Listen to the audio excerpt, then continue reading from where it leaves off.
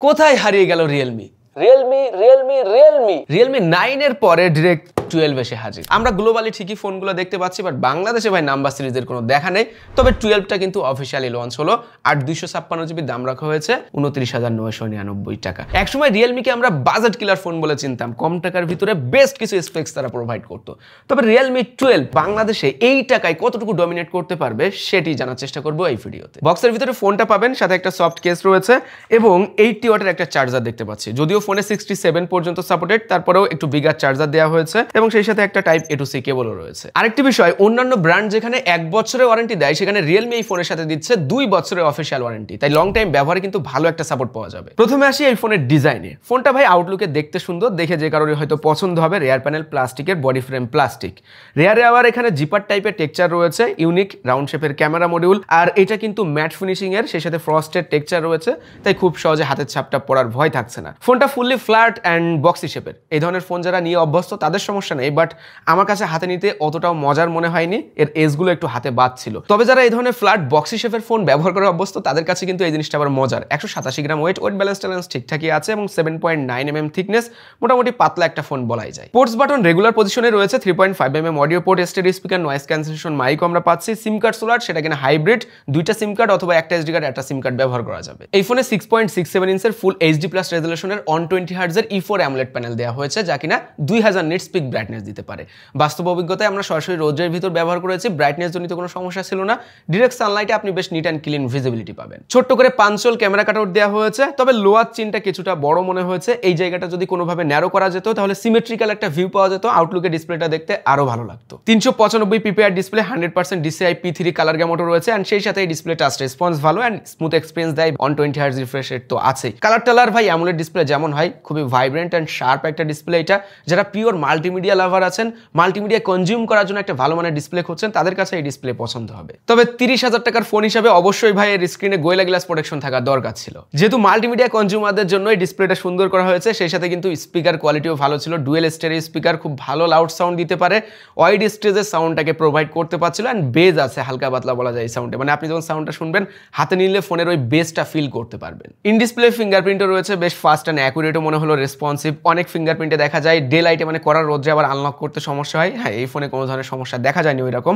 তারপরে পজিশনটা একটু নিচের দিকে মনে হচ্ছে, আরেকটু উপরে থাকলে আঙুলে লোকেট করতে সুবিধা হতো। এবার আসি পারফরমেন্সে। 2024 সালে 30,000 টাকার একটা ফোনে HD685 SoC দেওয়া হয়েছে, যেটা কিনা 4G। 30,000 টাকার একটা ফোন, SoCটা কি ভালো? তা না হলে এত দামি ফোনে এই যুগে এসে কেন দেওয়া হলো?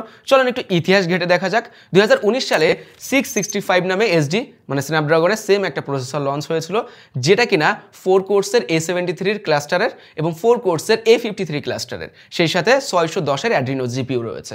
আর এই এসওসিতে 685 এই সেম ক্লাস্টার 4 কোর্সের A73 অ্যান্ড 4 কোর্সের A53, সেই সাথে অ্যাড্রিনো 610 জিপিইউ। তাহলে পার্থক্যটা কি? শুধুমাত্র ক্লক স্পিডটাকে বুস্ট করা হয়েছে, আর ওইটা ছিল 11 ন্যানোমিটার, এটা 6 ন্যানোমিটার।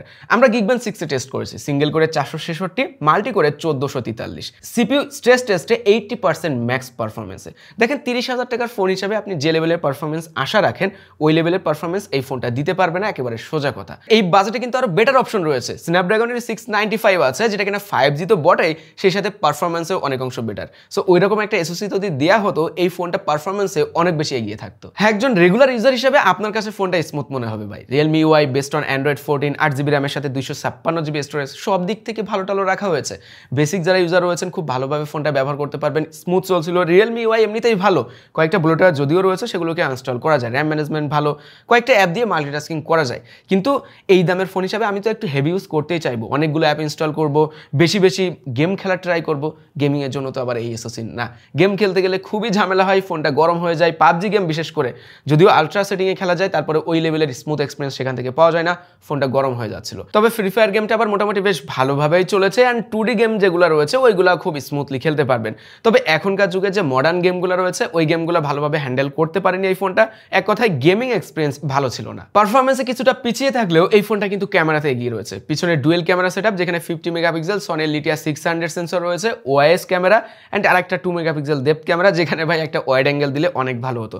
ফ্রন্টে রয়েছে 16 মেগাপিক্সেল সেলফি ক্যামেরা। রিয়ার ক্যামেরার ছবি ন্যাচারাল লেগেছে, কালারটাকে বুস্ট করে না, যেটা এই বাজেটের অনেক স্মার্টফোনে দেখা যায়। কন্ট্রাস্ট লেভেল ব্যালেন্সড ছিল, যে কারণে ওয়াইড ডাইনামিক রেঞ্জে ছবিগুলো তুলতে পারে। ইমেজের ভিতর যথেষ্ট ডিটেল অ্যান্ড শার্পও দেখা গেছে।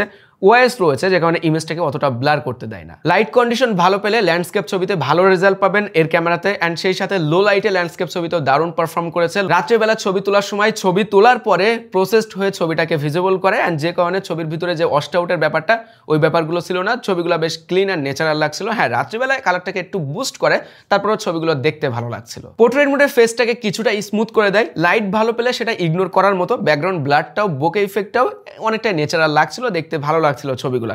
তবে হ্যাঁ, এজ ডিরেকশনে আরেকটু স্মুথ আশা করেছিলাম।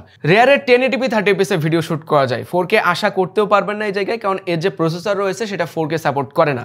সো 1080p এই যুগে মানানসই না। এখন আমরা যে কেউ ফোন ব্যবহার করে ভিডিও শুট করি, যে কেউ কন্টেন্ট তৈরি করি, সো ওই জায়গায় আমাদের মিনিমাম 4K রেজলিউশনটা কিন্তু অবশ্যই প্রয়োজন।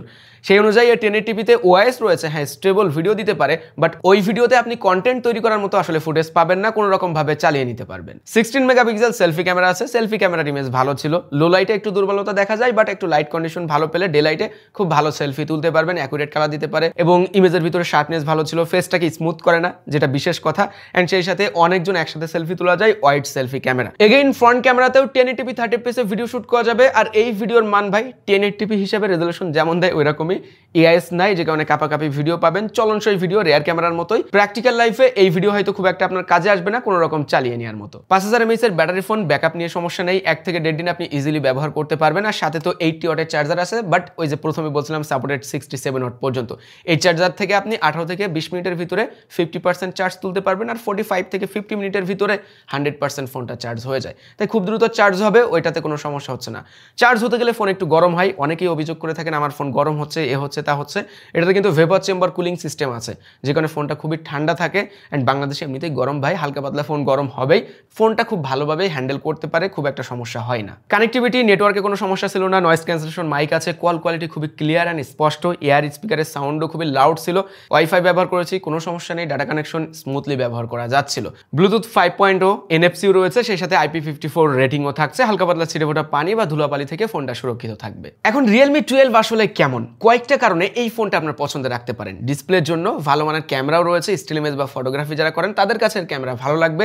67 ওয়াটের সুপারভুক চার্জার রয়েছে, খুব দ্রুত ফোনটা চার্জও হয়ে যায়। সেই সাথে Realme সফটওয়্যার এক্সপিরিয়েন্স বরাবরের মতো ভালো হয়ে থাকে, ওইদিকে কোনো সমস্যা নেই। আর দিন শেষে আপনি Realme-র ফোনই কিনতে চান, তাহলে এই ফোনটা আপনার জন্য। তবে আমার কাছে সব দিক বিবেচনায় এই ফোনটার দাম অবশ্যই আর একটু কম হওয়া উচিত ছিল। আর অফিসিয়াল ফোন ভাই, সাথে তো 2 বছরের ওয়ারেন্টি রয়েছেই, তাই লং টাইম ইউজে এই ফোনটা আশা করি বেটার এক্সপিরিয়েন্স আপনাদেরকে দিতে পারবে। এই তো ছিল আজকের ভিডিও, সবাই ভালো থাকবেন, ভিডিওতে লাইক করবেন, কমেন্ট করবেন, শেয়ার করবেন। আল্লাহ হাফেজ।